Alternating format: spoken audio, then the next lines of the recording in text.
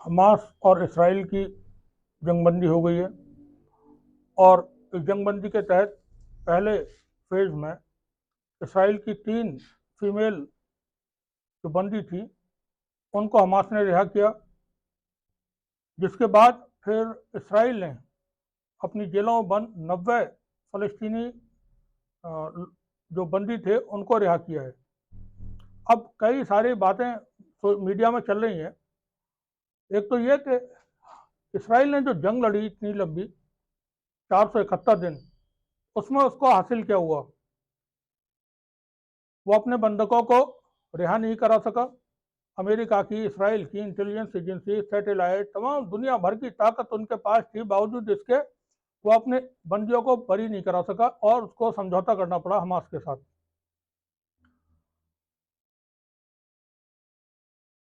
और जो बातें इसराइल की तरफ से कही गई थी, नेतन्याहू ने कहा था जंग के शुरू के वक्त में कि हम हमास के आखिरी व्यक्ति के जिंदा रहने तक, जब तक उसको खत्म नहीं कर देंगे तब तक ये जंग नहीं रोकेंगे। बड़ी बातें कर दी जाती हैं, अक्सर बड़े लोग कर देते हैं बड़ी बड़ी बातें, मगर हमास के ज़्यादा लोगों की शहादतें भी नहीं हुई। आम फ़लस्तीनी जो अवाम थे, नुकसान उसका हुआ है। पूरी तरह तबाह बर्बाद कर दिया गाजा को, वेस्ट बैंक को। तमाम मकान, वहाँ के जितनी भी इमारत थी सब ढा दी गई। इतनी बमबारी की है इसराइल ने, बमबारी में 60,000 से ज़्यादा लोग फ़लस्तीनी शहीद हुए। लेकिन इसराइल को क्या हासिल हुआ?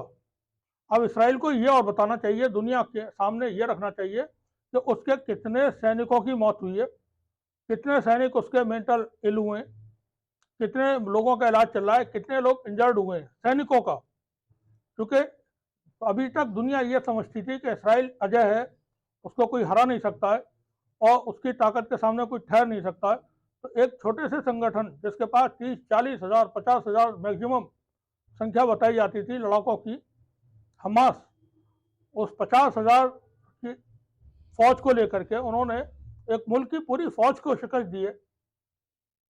ये एक बिल्कुल अचंभा, जिसको कहना चाहिए मिरेकल, दुनिया के सामने ये ऐसा अजूबा हुआ है कि इसराइल अब मुंह दिखाने लायक नहीं बचा है पूरी दुनिया में।